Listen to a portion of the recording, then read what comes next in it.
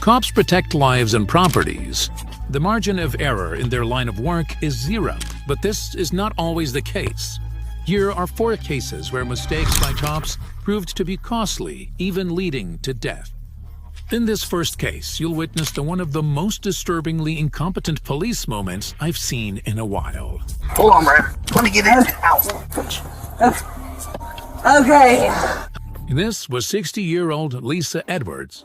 Apparently, after being discharged from a hospital and given the all clear by the doctor, she still refused to leave. Hospital security reported that she had been a pain in the ass all night, and they felt the need for a cop to handle this matter. Little did we know how long of a day they were in for. My name is Lisa Edwards. Okay, Miss Edwards, they said you have already talked to the doctor. You listen to me, I'm talking. You've already talked to the doctor. You've already been discharged from the hospital. They want you gone. I'm talking. I understand you say you got some problems going on. You're going to have to find a way to get out of here. Okay? I don't want this to turn into a situation where you have to go to jail. If you're looking for somewhere to go because you're cold, I'm sorry, but I'm not taking you just because you're cold. Well, they said that you've been checked. The doctors have discharged you. You have no reason to be here. I'm a homeless person. I shattered my ankle. I had a stroke. Well, if the medical professionals have saw you and discharged you, they won't. I got nothing to do with that thing, but you got to get going. I can't even get down there. You're going to have to figure out a way to get going. Tired of going back and forth, the cop decided he was done, and he charges Edwards for criminal trespassing. He called for backup and a pickup van was brought, but that was only the beginning of their problems. Oh no! I need you to step up. I can't! Yeah, you have to. Pull me back!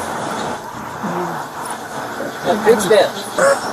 Ma'am, listen, you're going to have to get up there because we're going to have to physically put you up there if not. And that's not as nice. So please help us help you. Oh my God! You've been medically cleared, so let's get in. My foot's raw. I can't. You're gonna break me. Yes, ma'am, you're going to have to get it. My ankle. I can't breathe.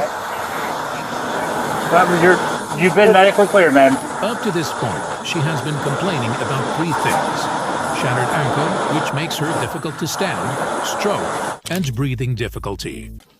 This raises questions about the doctor who cleared her in the first place. Oh my God!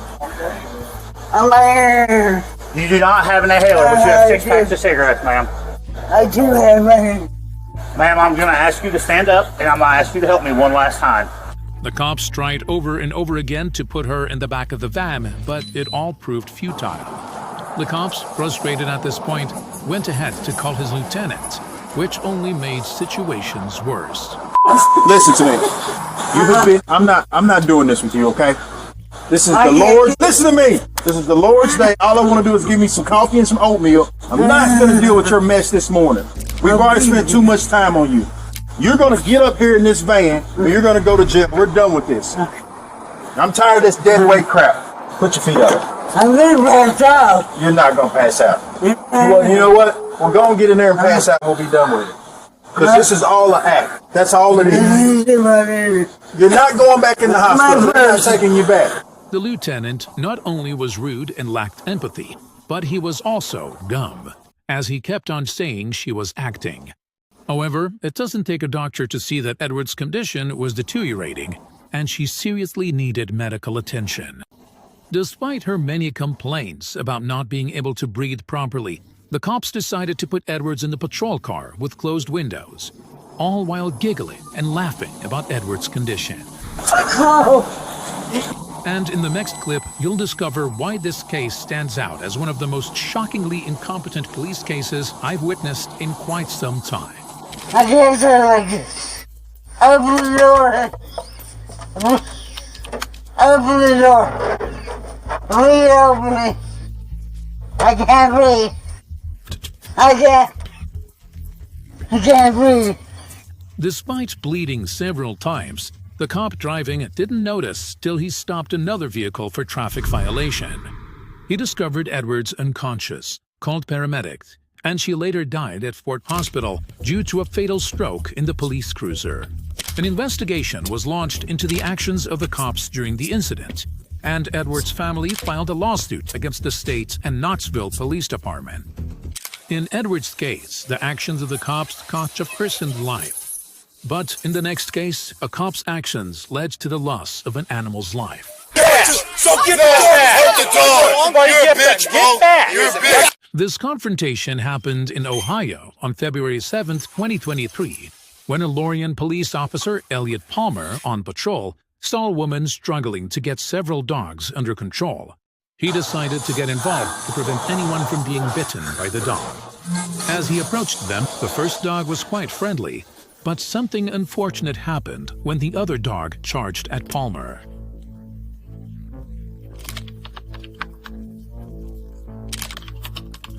The cop shot the dog, whose name was later discovered to be Dixie, 4 times. The shot was fatal as the dog died afterwards. By that point, the cop surely knew what was coming for him. Get back! You stupid fuck! You killed my dog! Get back! Why did you do it? Get back! Okay, your dog charged. Get back. You fucker! No, all these people seen that! That dog is harmless! Okay. Get, ma'am. No, I need I'm you to not. Get back. Ma'am, I need... Oh my God! I want your name, I want your badge, everything! Palmer, 101. Why could you not? Everybody get back!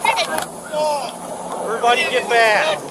Get back! The cop, knowing he was surrounded and things could go south for him at any given point, radioed for backup immediately. I got you on camera. I didn't know. I'm following a lawsuit. Okay, sit tight.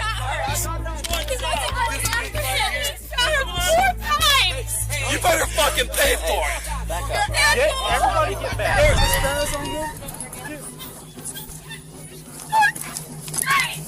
Backup arrived, and the officer was secured without any further casualties. He eventually had to leave, as the crowd grew in numbers, so as to prevent breakdown of law and order. Internal investigation by the police found the shooting to be objectively reasonable, and the officer did not face criminal charges. But he was put on modified duty for the time being. This is 27-year-old Sylvester Hayes, whose life was completely destroyed by the cops, as you can see in the next few minutes. When driving to get his children food, he was stopped for a traffic violation, which wasn't a strange occurrence, and offenders are often given tickets for this. However, Sylvester's case was different. Okay, well, what's your information? That's all. Damn, I'm finna go get some of my baby something to eat. Hey, if you're good, sir, you're good.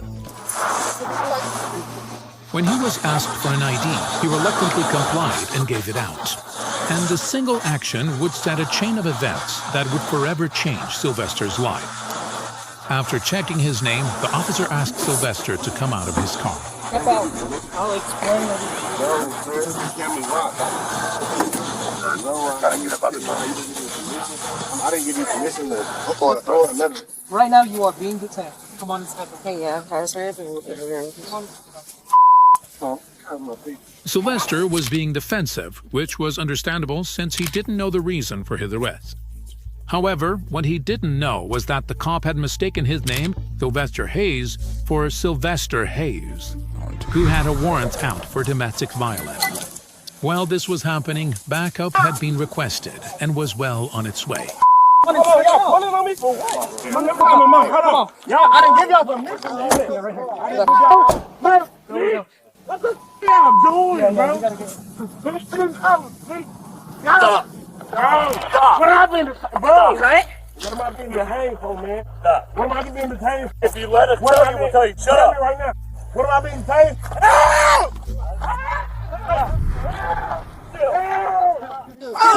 Get in the car. Help! Stop.